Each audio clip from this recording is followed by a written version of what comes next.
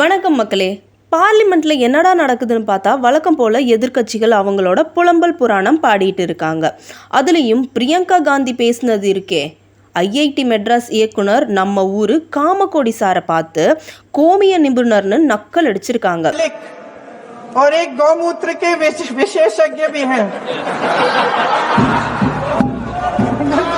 ஒரு நாட்டின் தலை சிறந்த சயின்டிஸ்ட் பார்த்து என்ன வார்த்தை சொல்கிறாங்க? சயின்ஸ்னால் இவங்களுக்கு என்னன்னு தெரியுமா? பப்ளிசிட்டிக்காக என்ன வேணால் பேசுவாங்களா?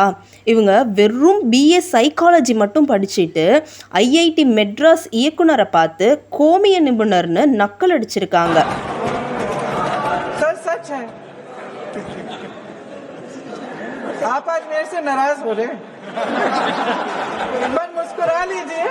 கம்ப்யூட்டர் சயின்ஸில் பிஹெச்டி முடிச்சுட்டு நாட்டின் தலை சிறந்த சயின்டிஸ்டாக இருக்கிற காமகோடி சாரை பார்த்து என்ன வார்த்தை சொல்லியிருக்காங்க?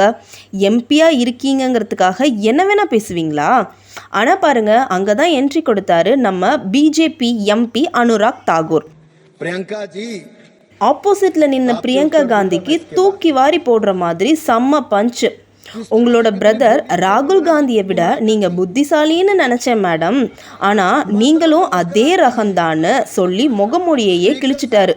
யோசிச்சு பாருங்க, 60 வருஷம் ஆட்சி பண்ணப்ப வெறும் 387 எய்ம்ஸ் தான் உருவாக்குனீங்க. ஆனால் மோடிஜி ஆட்சியில் இன்னைக்கு அது 844 ரெட்டிப்பாயிருக்கு.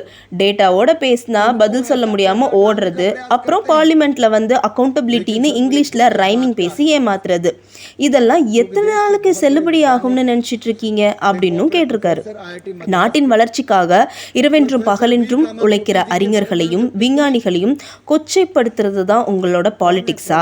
ஏதோ சாப்பிட்டு உங்களுக்கு மூளை வேலை செய்யாம போயிடுச்சு போல, அதுக்கு நீங்க பசுவின் கோமியத்தை குடிச்சா கூட அறிவு கொஞ்சம் தெளிவாகும்னு அனுராக் தாக்கூர் கொடுத்த ரிப்ளை இருக்கே, பியூர் சாவேஜ். और हो सकता है गौमूत्र इसको क्योर करे, डॉक्टर साहब हो सकता है एक ही गौमूत्र उनको क्योर करे. மக்களை இனியும் உங்களால் திசை திருப்ப முடியாது.